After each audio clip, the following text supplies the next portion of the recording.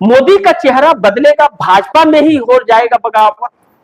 मुरली मनोहर जोशी और सुब्रमण्यम स्वामी, यशवंत सिन्हा, यह लोग अब बहुत मुखर होकर के मोदी के खिलाफ बोल रहे हैं।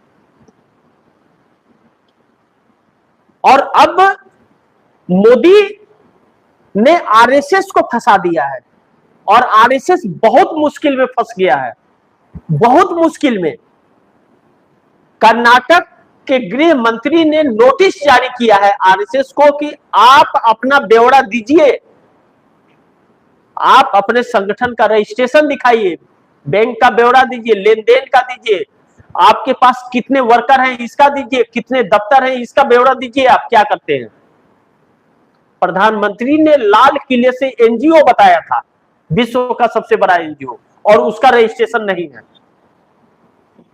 और शिकंजा कसता जा रहा है लगातार, और तकरीबन 5 स्टेट से यह नोटिस जाने वाली है अब, और 5 स्टेट के विधानसभा में इस पर चर्चा ऑन रिकॉर्ड होगी, जो आरएसएस के लिए बहुत मुश्किल खड़ा करेगा। नरेंद्र मोदी ने आरएसएस को बहुत बुरा फंसा दिया है, यानी कि पूरी तरह से नरेंद्र मोदी का जो चेहरा है हर जगह तो ठुकवा ही रहे। अभी ट्रंप के पास पर्ची लेकर के मुंह गिरा के बैठ गए थे, जैसे 6 महीने का बबुआ है वैसे बैठ गए थे। अब ऐसे में आरएसएस के अंदर से भी अब सवाल खड़े हो रहे हैं।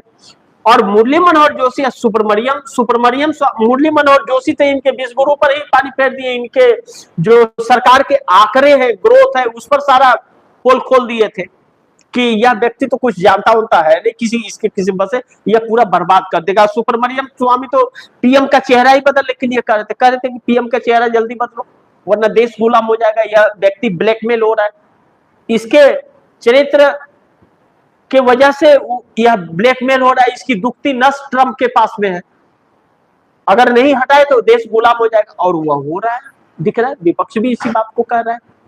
अब ऐसे में लग रहा है कि भाजपा के अंदर भी जब यह सारी चीजें इनके फेल होती जाएंगी तो एक बगावत का सुर तो अब उठेगा। अभी मुखर होकर मुरली मनोहर जोशी बोल रहे हैं, सुब्रमण्यम स्वामी बोल रहे हैं, यशवंत सिन्हा बोल रहे हैं, अब सरकार के अंदर उठेगी बात जैसे जैसे फेल होगी, क्योंकि अब अति हो रही है ना।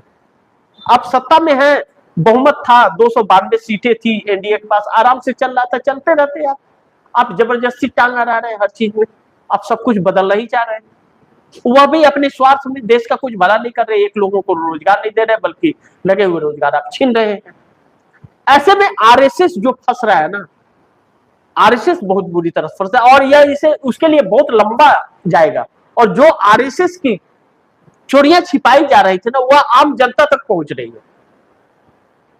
कर्नाटक के गृह मंत्री प्रियंक खड़गे लगातार इस पर बाइट दे रहे हैं लोगों को, कह रहे कागज मारो ना, मारो कागज है तो मैं सॉरी बोलूंगा, और नहीं है तो सॉरी बोलो और कागज बनाओ। मैंने सीज करने की बात तो नहीं कह रहा हूं कि बेंड करूंगा मैं तो कह रहा हूं कि कागज बनाओ। संविधान कहता है ना भाई, एक अगर छोटा सा दुकान कोई खोलता है तो रजिस्ट्रेशन करना पड़ता है, उसको बैंक खाते खोलने पड़ते हैं, सब कुछ करने पड़ते हैं ना, डॉक्यूमेंट देने पड़ते हैं, बताना पड़ता है क्या हम करते हैं नहीं करते। आप टैक्स के दायरे में है तो टैक्स भरिए, नहीं दायरे में है तो मत भरिए, बताना तो पड़ेगा ना आपको। आप तो लाखों करोड़ों के वारा न्यारा कर रहे हैं, तो क्यों नहीं बता रहे? ऐसे नहीं चलेगा, बताना पड़ेगा। प्रियंक खड़गे ने आज सुबह यह बयान दिया है। अब ऐसे में हिसाब आरएसएस करेगा, पीएम का चेहरा बदलना है नहीं बदलना है, वह तो आरएसएस का वो है, आरएसएस ही लाई हुई है मोदी को।